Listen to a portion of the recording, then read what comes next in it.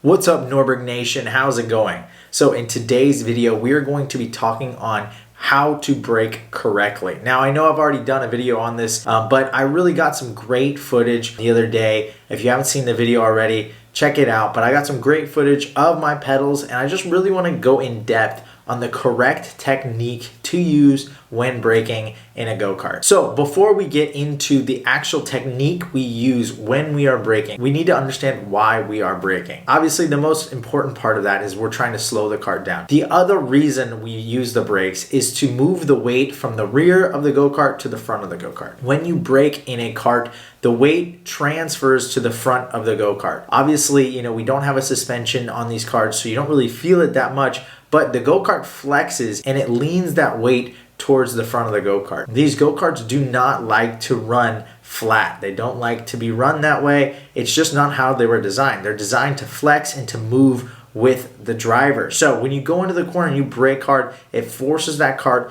to flex because all the weight is on the nose of the kart. So now that we understand why we are braking, we need to understand how to brake correctly. Now, every corner is kind of different, so there's always a different technique to use. But for the most part, the general way that I like to brake is in two parts. You have your hard initial braking zone, and then you have your trail braking going into the corner. That first part of the brakes is your hard braking zone, where you're really just trying to hit the brakes as hard as you can. In racing, we're really dealing with just transferring energy. Right now, at the end of the straightaway, the axle is going to be spinning as fast as it possibly can. And when you hit the brakes, it takes a lot of energy out of your foot to transfer to the pedal, to transfer into the brake pads, that transfer into the rotor, and really start to slow down that axle from spinning so fast. So at the end of the straightaway, you want to brake as hard as you can. In this moment, you want to get a little bit of lockup out of the rear brakes, but it's really just about trying to take as much energy out of that axle as possible while we're still in a straight line. The key part of that is staying in a straight line. That hard braking is really only done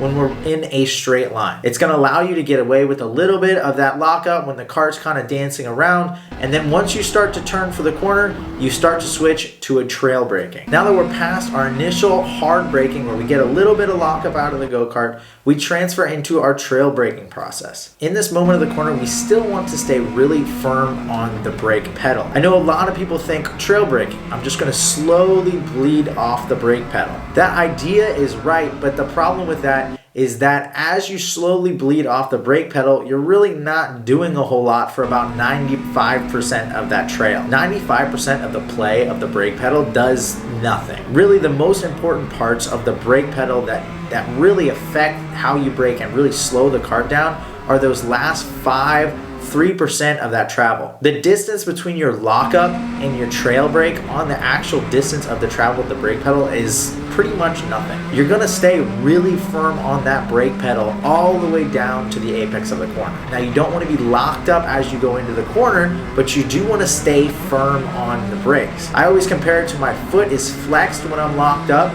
and then it's relaxed when I'm trailing into the corner. It doesn't mean that I actually move my foot in relation to the travel of the brake pedal. I'm still in the same exact position.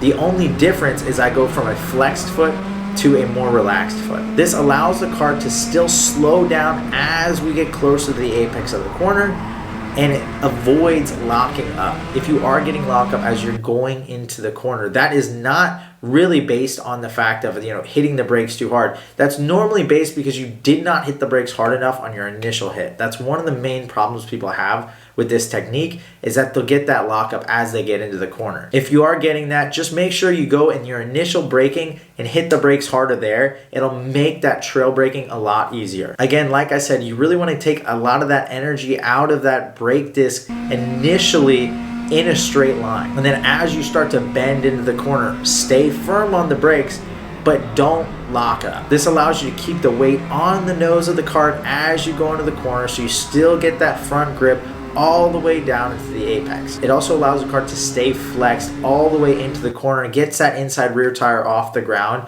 and that allows you to have more grip as you travel into the corner. This technique takes a little bit of time to understand. It is really kind of a feeling thing. And so as you kind of play with it and get more used to it it definitely will get easier, and you'll start to understand the feeling that you're looking for. The big things that I will say to remember again is hit the brakes hard in a straight line and then stay firm on the brakes as you go into the corner. If you realize that you're stopping the kart a lot sooner than you were before, start to inch your braking zone a little bit deeper and then a little bit deeper. What's gonna happen is if you do get this technique correctly, you're gonna realize you stopped the kart really early and you're rolling off of the brakes and the throttle a long way through the corner. Once you feel that, you can start inching your braking zone deeper and deeper and deeper. Get the technique right first, and then you can go deeper into the corner. Another thing that I'll say, there's also different strategies to use for different corners. For example, there are corners where you are braking and turning at the same time. If you're in that area where you are braking and turning at the same time, obviously you don't want to use that lockup going into the corner. That's just going to make the back end step out even more. In those scenarios, you kind of skip that first initial lockup phase. You still want to hit the brakes hard as you trail into the corner, but you kind of skip that little initial lockup phase because you don't want the back end stepping around. So just know there are different ways you have to blend this into your racetrack, but for the most part, that initial hit is going to be very important, and then you trail it going into the corner. But just remember, you're going to be a lot more firm on the brakes on that trail into the corner than you think. Thank you guys so much for watching this video. Please make sure to like and subscribe to the channel. Comment down below if this fixed your braking problem. I really appreciate you guys watching these videos. Please make sure to follow me on my Instagram, my Facebook, and my TikTok, and then also reach out to the Norbert Karting Academy for any training related purposes that you guys want. If you guys want to do some one-on-one training with me, please make sure to reach out there. Once again, I'll see you in the next one.